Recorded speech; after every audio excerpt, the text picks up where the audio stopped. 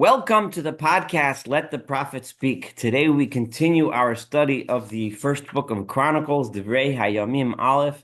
We are at Perek Yud Gimel, that is chapter 13. We have been reading about King David's ascent to the monarchy. We read several chapters ago of the tragic death of King Saul, of Shaul HaMelech. We read of the support that King David got from the people of Israel who joined his ranks. Today we are going to read of one of the most important episodes in the beginning of David's career, that is when he brought the Aron Kodesh, the Holy Ark, into its more honorable, or began the bringing of the Ark to a more honorable and closer towards its permanent resting place, which was eventually going to be within the temple. At this point, the Aron Kodesh is in Kiryat Ye'arim, which is in the um, place, which is in the inheritance in the land occupied by the tribe of Yehuda, of Judah. There is a modern town, Kiryat Ye'arim, also known as Tellstone, which one passes by when driving from Tel Aviv to Jerusalem. Whether or not this is the location of the original Kiryat Ye'arim, I don't know. Maybe some of you do know, but um, regardless, this is where the Aron Kodesh is. And um, so we're going to see in this chapter David's first attempt at bringing the Aron Kodesh, which was going to be a failed attempt.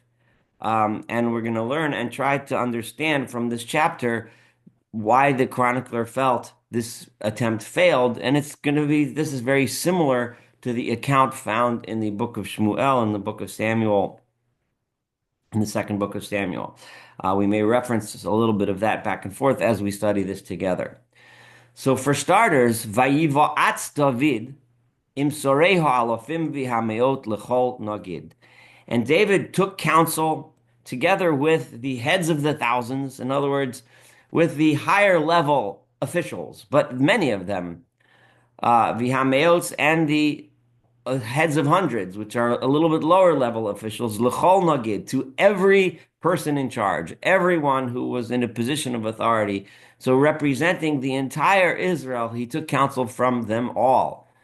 So this in and of itself is remarkable, because what it demonstrates is that David was not taking a top-down approach to the leadership, which he had really just come into. Like, he started for several years in Hebron and now moved the kingdom to Ir David, the city of David, in Jerusalem. And he's showing that when he makes big decisions, he takes counsel of the people. So this is one notch in David's belt, so to speak. This demonstrates something good and appropriate way when dealing with a matter of national importance, especially like the Aron Kodesh, the Holy Ark, and what it represents.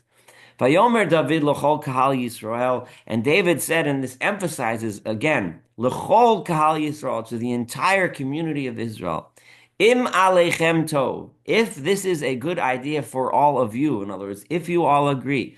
David is doing something which, especially in those days, but even nowadays, is rare among leaders.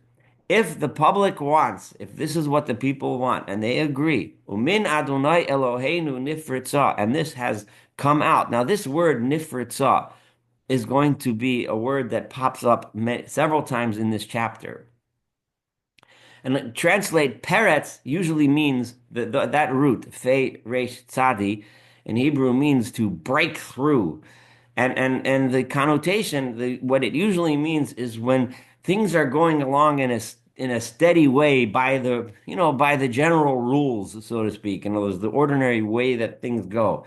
And then there's a peretz, there's a break through the line, something new, a flash, something different. It could be either good or bad. And we'll see it used in both ways in this chapter. But in other words, and if this comes from God, in other words, A, I'm looking for the will of the people have to want to do this together. B, this has to be what God wants, that God wants to break the mold, to do something different, to change something. right? And the bringing of the Aron Kodesh is going to change something. And this is really crucial because until now, the Aron Kodesh, the Holy Ark, had been called upon, had been used. And when you look in the book of Judges and in the kingdom of Saul, and I'm going to emphasize this several times during this chapter, Saul did use the Aron. He brought the Aron Kodesh in front of if we look in Samuel 1, for example, chapter 14, when Saul brought the Aron Kodesh in order to use it in an attempt to get some kind of help in his battles, right? In other words, he used the Aron as if it was some kind of magical amulet that the people can use in order to gain what they needed, right?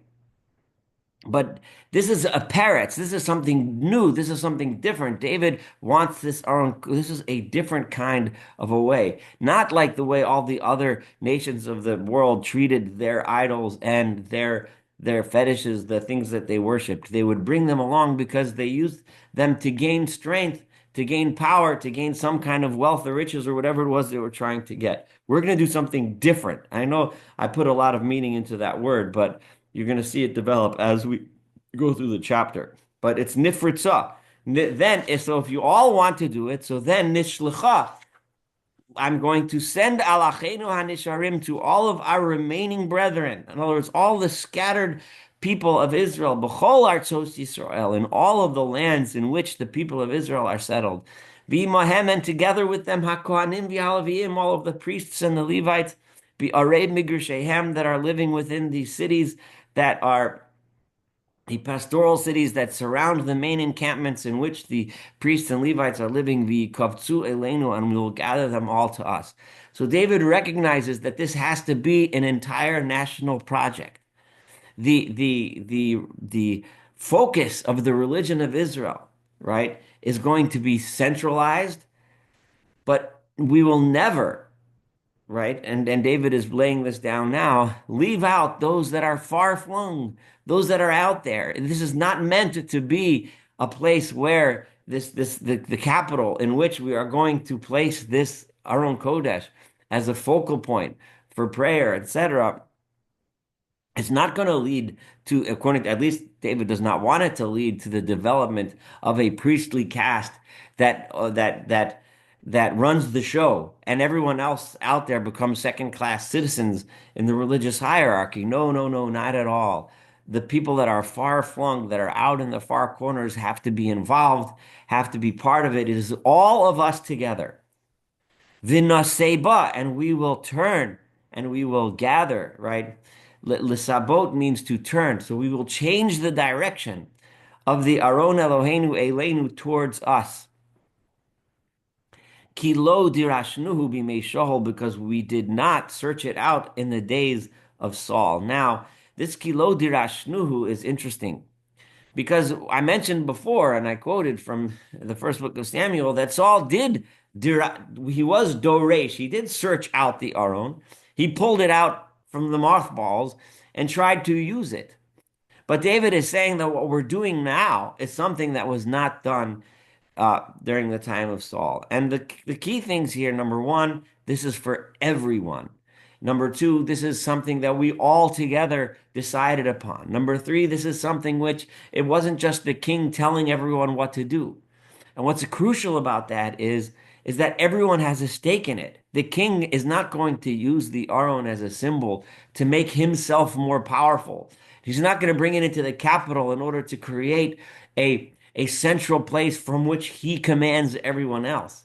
But he's going to make this Aron into a place where everyone is unified and everyone comes together and everyone has power, not just the king, recognizing that the power of the king comes from his ability to unify everyone in a unity of purpose and cause. The language of Dirashnuhu, Yehuda Kiel, the writer of the parish in the Mosad Rav Kook Das Mikra series on Divrei Yamim, points out that the language of Darash is reminiscent of the language used in the Torah in Deuteronomy 12, verse 5, where it says, L'shichno sidreshu uvas hashama, to the place where God rests, Tid Rishu. That's where you should go and search out, and you should come there. So David is deliberately choosing the language of dirashnuhu, of that of lidrosh, dalit resh shin, that word, in order to tell us that the central focus is not meant to create. If we look at so many times in society, the capital city becomes the place where they look at themselves as better than everyone else. They look at themselves as above everyone else, and they rule over everyone else, and they take taxes from everyone else, and so on. But this is the opposite of what David wants to do. This is rather a place where everyone will come together equally and focus on the worship of God. Vayomru chol hakahol, and then the entire congregation said la'asoskein. They all agreed to do this as David had said. Ki yoshar hadavor be'enei chol ha'am. So twice, the entire congregation, the entire nation, it was good in their eyes. This thing was proper and appropriate in the eyes of the entire nation. Everyone agreed. Let's bring the Aron Kodesh to the capital city so that we can all focus on it. Now, so far, so good. Everything is sounding really nice and wonderful and hunky-dory, right? However, there's a key mistake here, which we don't see yet, but we will as this develops. Okay, so Vayakhel David es kol Yisrael. David uh,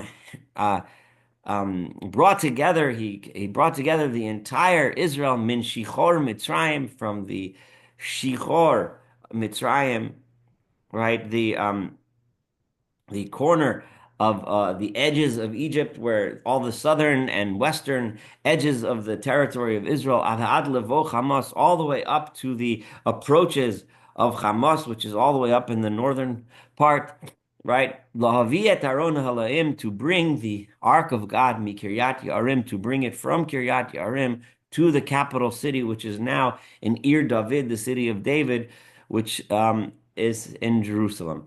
And Vayal David v'chol Yisrael ba'alatah, and David and the entire Israel went as they were bringing up El Kiryat Yarim, as they were going towards Kiryat Yarim to get Asher Yehuda, which is in the portion of Judah, La'alot Misham. So they all went together to bring up from there Et Aron Elohim, the Ark of God, Adonai Yoshev HaKruvim, God who resides among the cherubs, the Kruvim, Asher Nikra Shem.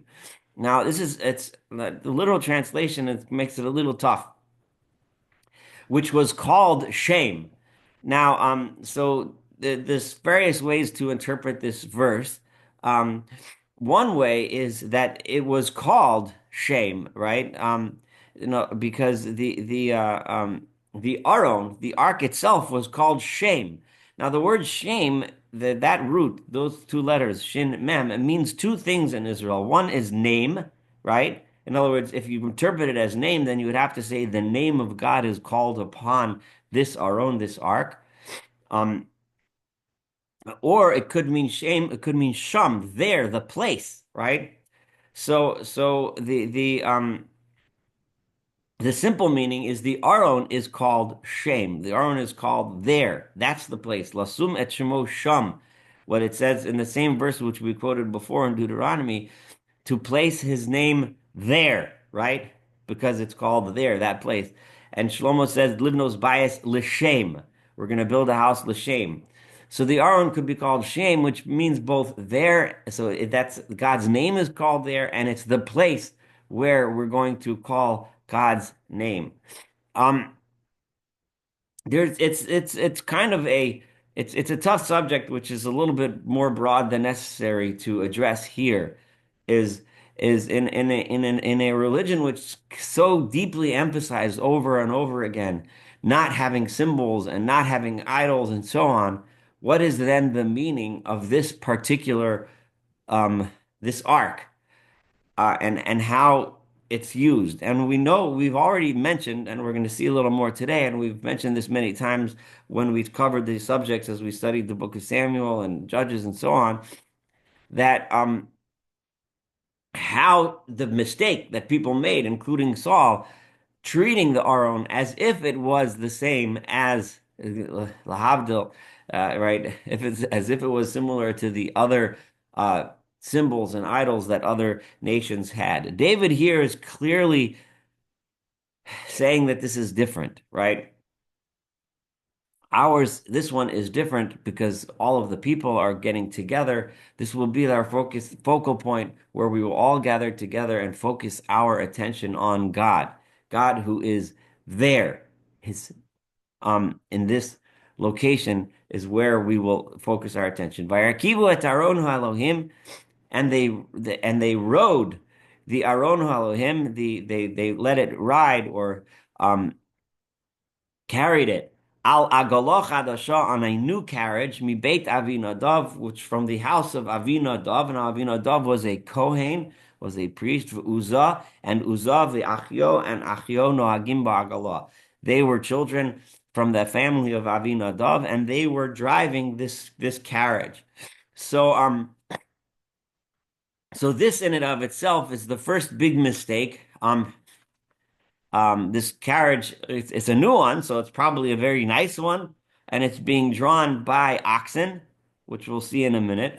But we know already from the Torah that it's bakosefi, so um that it has to be carried by people. Um,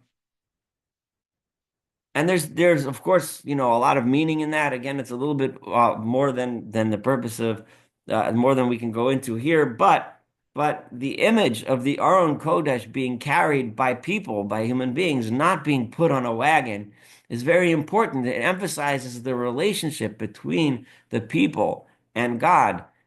Um, so it might have been a big fancy new carriage, right? But that was built special for the occasion, Agaloch Hadashah. But but that's still not appropriate, and we're going to see that as a mistake in a minute. So already we're seeing holes, we're seeing problems in the way David is approaching this and the way the people are approaching this, thinking that they're giving honor to God by building it a new agala, a new carriage, rather than carrying it on the shoulders of those who are designated by the Torah to carry it, which are the Levites. And here it's being carried by the Kohanim, by the priests.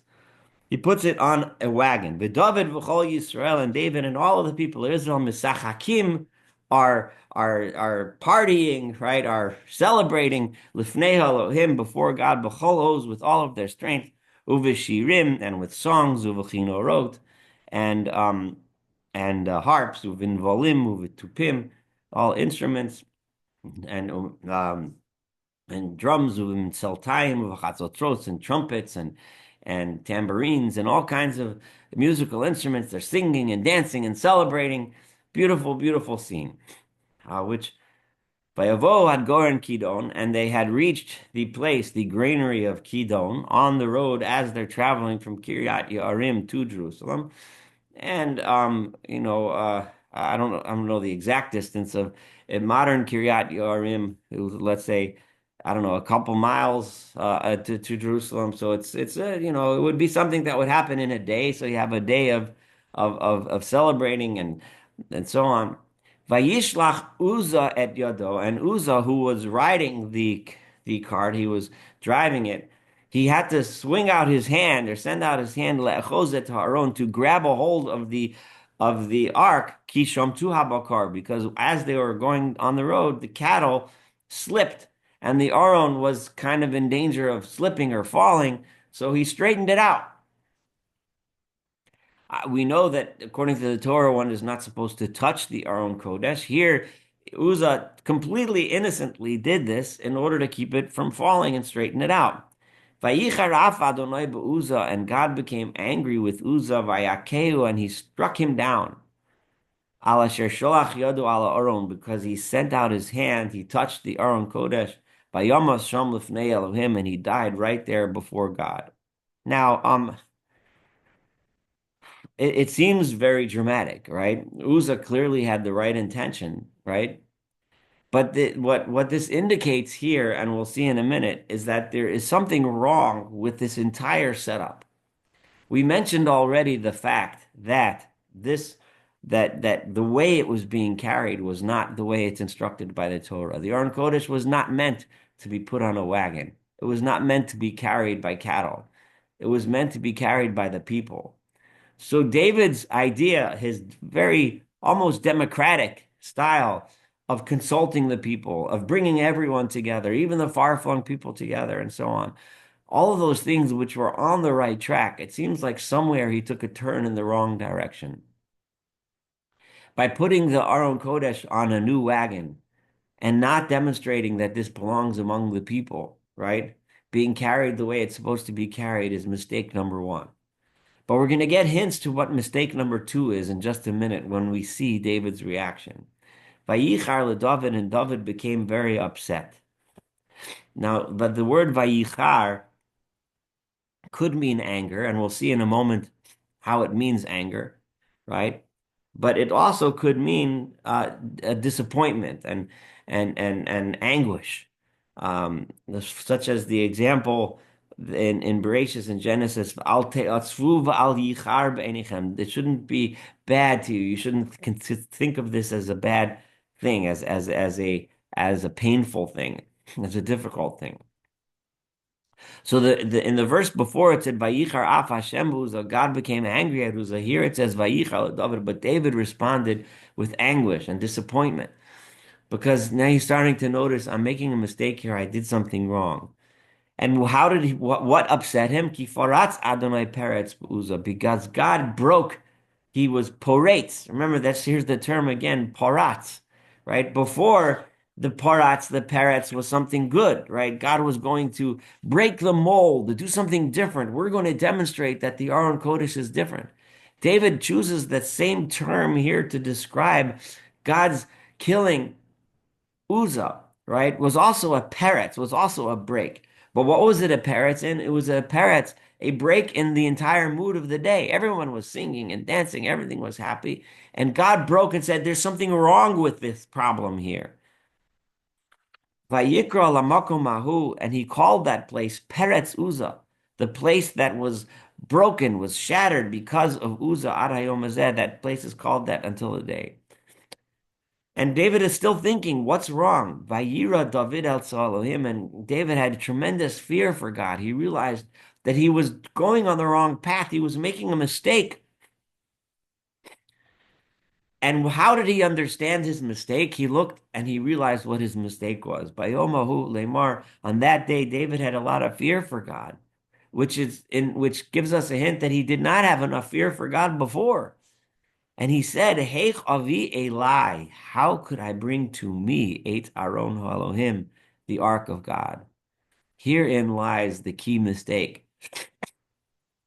Avi Eli, I'm going to bring it to me. Here I am doing this whole democratic thing, talking to all of the people, bringing together all the far-flung people of Israel, right? And where am I bringing it? It is clear from this verse, and we'll see in a moment, it's clear from further verses in this chapter, that David's original intent was to take the Aron Kodesh into his house, his place, thus combining the incredibly powerful imagery of the center of religion and the center of the monarchy together in one house, which is not the way God intended it. God intended the king to have one house and the Aron and the ark representing religion and spirituality in another house, in another place. Heich avi Eli, how could I bring it to me? David realized his big mistake. Here he is celebrating, thinking that he's honoring the Aron Kodesh as opposed to honoring himself, while meanwhile he's really only honoring himself. And David also realizes, and he sees the incredible power and responsibility of being the monarch, because God didn't kill him. Why? Obviously, only God knows. I can't tell you why, but I can tell you what it seems like, what it smells like. God didn't kill David, but he made him learn and see that when you are a monarch and you make mistakes, other people suffer because of your mistakes. Uzzah meant well, but because you as king made a decision and it was a bad decision, others suffer. V'lo heisir David et now verse 13. V'lo heisir David et ha'aron elov elir David.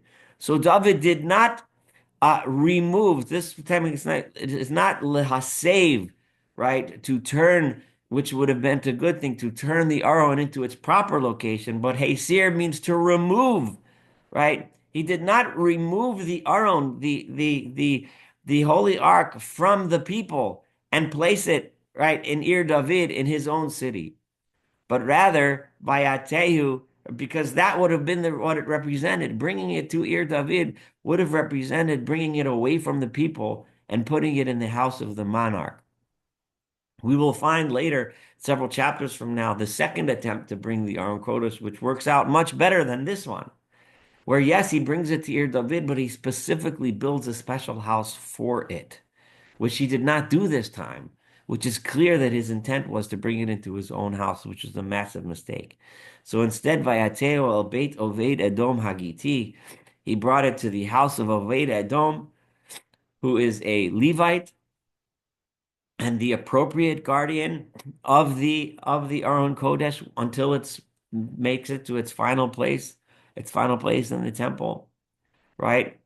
Vayeshev Aron Elohim im Beit Oved Edom beveito shlosha chodashim, and for the next 3 months, a time period for David to learn his lesson and then do it again the correct way, the Aron Kodesh stayed in the house of Oved Edom, in his house for 3 months. Vayevarach Adonai et Beit Oved Edom et kol Shalom, and God blessed the house of Oved Edom. In other words, as opposed to having suffering and pain, which occurred when David was bringing it in the wrong place, now it was residing in the right place, and there was blessing in the home as opposed to suffering.